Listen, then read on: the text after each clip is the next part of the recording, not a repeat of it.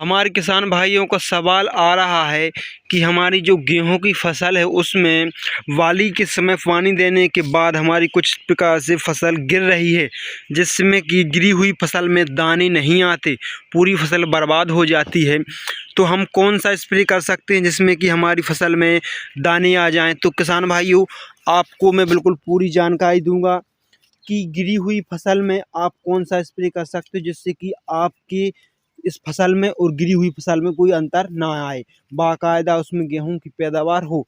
तो किसान भाइयों, ये फसल गिर क्यों रही है, सबसे पहले हम कारण के बारे में बताएंगे।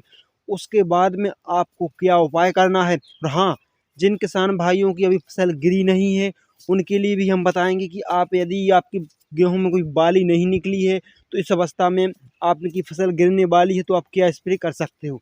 तो किसान भाइयों, वीडियो के आखिर तक बने रहिएगा।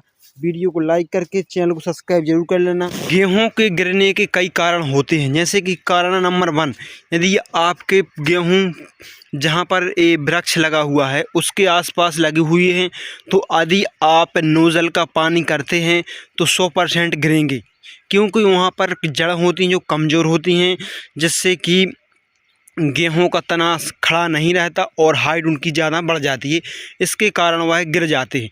तो आपको क्या करना है, जब आपके पौधों के नीचे गेहूं को इस प्रकार से मतलब पानी देने के कम से कम 15 दिन पहले आपको, मतलब जब बालियां ना निकली हों, तब आपको यहाँ पर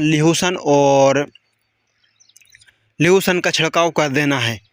तो यहाँ पर क्या होगा, लेहोसन के कारण आपका पौधे की हाइट ज़्यादा बढ़ेगी नहीं और आप बालियाँ अच्छे से निकलेंगी तो गिरने के चांस कम हो जाते हैं। दूसरा कारण यह हो सकता है कि आपके गेहूं की जो जड़ें होती हैं वो कमज़ोर होती हैं या फिर गल गई हैं या फिर सड़ गई हैं ज़्यादा पानी की वजह से। तो आपको पानी का ध्यान देना होगा। पानी मिनिमम मेंटेन यानी कि 20 दिन या 15 दिन के बाद ही आपको पानी देना होगा। यदि आप रेगुलर हर 8-10 दिन के बाद पानी लगा देते हो तो इस अवस्था में भी आपकी गेहूं की फसल कुछ इस प्रकार से गिर जाती है और गेहूं का नुकसान हो जाता है। तो आपको पानी का भी ध्यान रखना होगा। तीसरा कारण यह हो सकता है कि आप जब गेहूं की बोनी करवाते हैं तो जो खेत के साइड में जो 3-4 बार बोनी मशीन द्वारा गेहूं की बुआई हो जाती है तो गेहूं यहाँ पर बहुत घने हो जाते हैं, जिसके कारण बिछ जाते हैं और इनमें दाने नहीं पड़ते। तो हमारे किसान भाइयों का भी सवाल आया था कि इनमें दाने पड़े, ऐसा क्या करें। तो किसान भाइयों, जो पौधा गिर जाता है गेहूं का, उसमें दाने इसलिए नहीं पड़ पाते क्योंकि वह है आवश्यक पोषक तत्वों को एकत्रित करने की क्षमता खो देता है। आवश्यक जो पोषक तत्व है उनको एकत्रित करने में बहुत टाइम लगाता है, जिससे कि हमारे गेहूं की बालियां खाली रहती हैं। तो किसान भाइयों, आपको करना क्या है कि आपके जहाँ जहाँ गेहूँ कुछ इस प्रकार से गिर गए हैं तो इसको आप आवश्यक पोषक तत्वों का छिड़काव कर सकते हैं।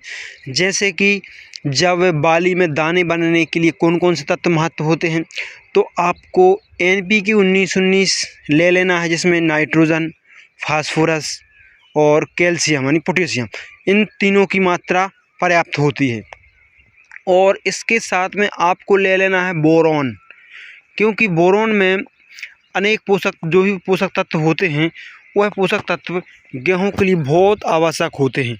यदि आप बोरोन ले लोगे तो आपके गेहूं में दाने अच्छे बन जाएंगे, साथ ही साथ दाने चमकदार होंगे। वैसे तो यदि आप खड़ी फसल में जो आप देख रहे हो, जो सही खड़ी हुई है फसल, इसमें भी आप स्प्रे कर सकते हो। लेकिन यदि आप इनमें स्प्रे नहीं कर रहे हो तो आपको जो गिरी फसल है इसके अंदर स्प्रे आपको अवश्य कर देना है, क्योंकि यदि आप स्प्रे नहीं करोगे तो जो गिरी हुई फसल है इसमें दाने नहीं बनेंगे और आपकी फसल नष्ट हो जाएगी। चौथा कारण हो सकता है हमारी पतले पौधे होना, जिसके कारण हमारा पिसी गिर जाती है और उपज कम हो जाती है। तो किसान भाइयों, आपको ध्यान देना होगा कि जब आप बुआई करते हैं तो आपको लगभग 60 किलो और से ज़्यादा बुआई नहीं करनी है। 60 किलो पर एकड़ के हिसाब से आप गेहूं की बुआई करवा सकते हो। यदि आप ज़्यादा बीज खेत में डालोगे तो उसमें क्या होगा कि पौधे बहुत ज़्यादा घने होंगे और उसमें क्या होगा कि फुटाव नहीं करेंगे जड़ों का विकास करेंगे, बिल्कुल पतले रहेंगे, बाली छोटी निकलेगी। तो किसान भाइयों आपको यह ध्यान देना होगा, यह बात शुरू में ही ध्यान देने वाली होती है। यदि आप अभी जानकारी कर लेते हैं तो आप अब जब अगली साल बोनी करेंगे तो आप इस बात का ध्यान रखेंगे।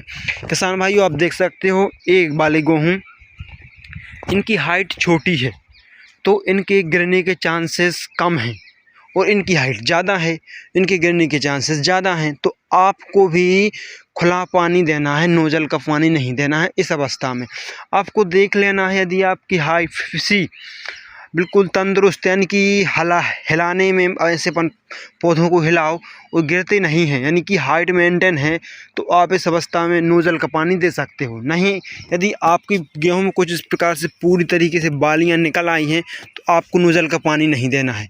यदि आप नोज़ल का पानी दोगे तो पिसी गिर जाएगी। तो किसान भाइयों आपसे अब निवेदन है कि वीडियो को लाइक करके चैनल को सब्सक्राइब कर देना। हाँ, और जितने भी किसान भाइयों को कृषि से संबंधित जो भी शिकायत है, जो भी गेहूं की फसल खेती से जो भी आपको समस्या का समाधान चाहिए तो हमें कमेंट कर देना, हम उस पर वीडियो लेकर आएंगे।